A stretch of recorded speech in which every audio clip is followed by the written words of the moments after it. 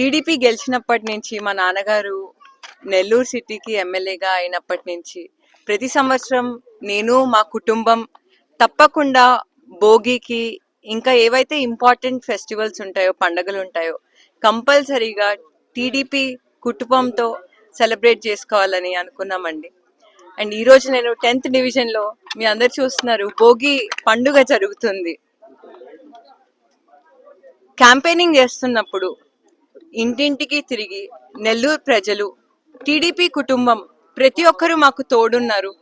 ఈరోజు మా నాన్నగారు గెలిచారంటే తప్పకుండా ప్రతి ఒక్కరూ కారణం. అండ్ వాళ్ళందరూ క్యాంపెయినింగ్ లో మా కుటుంబం అయిపోయారు. ఈ రోజు నాకు చాలా చాలా సంతోషంగా ఉంది 10th డివిజన్ కి వచ్చి భోగి పండుగ చేసుకుంటున్నందుకు. అదేవిధంగా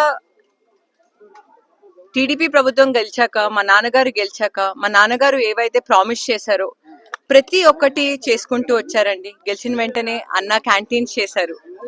దాని తర్వాత విఆర్ స్కూల్ అన్నది మీ అందరికీ తెలుసు ఎలా ఉండిందో అని, ఇప్పుడు ఎలా ఉందో అని. 1000 స్టూడెంట్స్ కి ఉచిత విద్య అండ్ అదే విధంగా ఎంతో మందికి జాబ్ ఆపర్చునిటీస్ ఉన్నాయండి విఆర్ స్కూల్ వల్ల.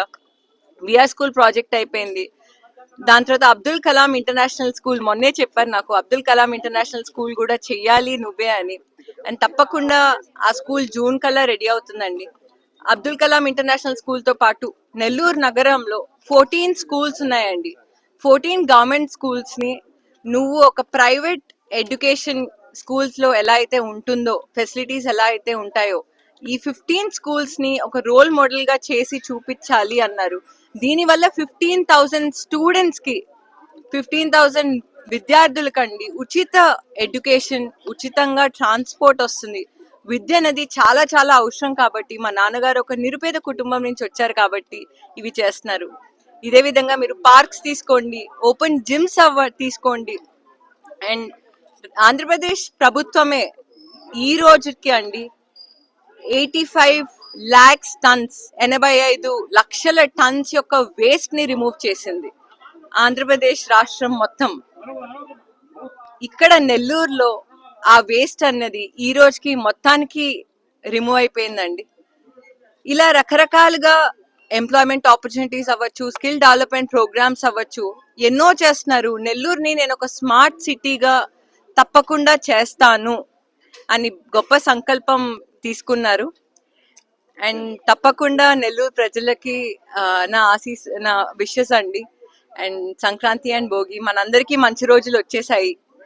వైసీపీ పార్టీ ఉన్నప్పుడు ఎన్నో ప్రామిస్ చేశారు.